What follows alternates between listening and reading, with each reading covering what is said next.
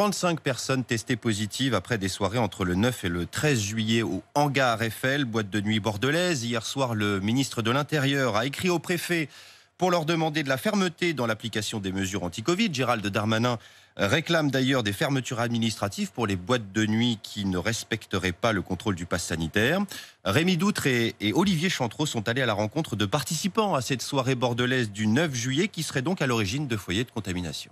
Malgré son passe sanitaire en règle, Daisy a bien du mal à admettre d'avoir contracté le Covid dans la boîte de nuit bordelaise. Outre la légèreté des contrôles, la jeune étudiante déplore un manque de communication. Les passes sanitaires n'étaient pas super bien contrôlés. On a même une amie qui a réussi à rentrer sans passe sanitaire. Je me sens un peu trahie parce que je pense qu'il y a des personnes qui n'ont pas joué le jeu. Je comprends pas pourquoi la boîte n'a pas communiqué sur le fait qu'il y a eu un cluster. Silence radio depuis une semaine. Un silence qui dérange aussi Cyril, cas contact depuis la soirée. Lui non plus n'a pas senti beaucoup de rigueur à l'entrée. On n'a pas été plus contrôlé que ça, sachant qu'on devait être contrôlé pour être sûr que la carte d'identité était bien en cohérence avec le certificat de test. Un constat que la directrice de l'Agence régionale de santé de la Gironde, Bénédicte Motte, ne partage pas. Nous n'avons pas connaissance que les mesures sanitaires n'ont pas été appliquées. On est en contact étroit avec l'organisateur de l'événement et notre job maintenant, c'est de contacter les personnes qui ont assisté à ces concerts. On en profitera pour passer nos messages de santé publique, c'est-à-dire allez vous faire vacciner si vous ne l'avez pas fait jusque-là. La directrice de l'ARS qui ajoute que le taux d'incidence approche les 60 cas pour 100 000 habitants en Gironde, sans conséquence pour l'instant, ni en unité Covid, ni en réanimation.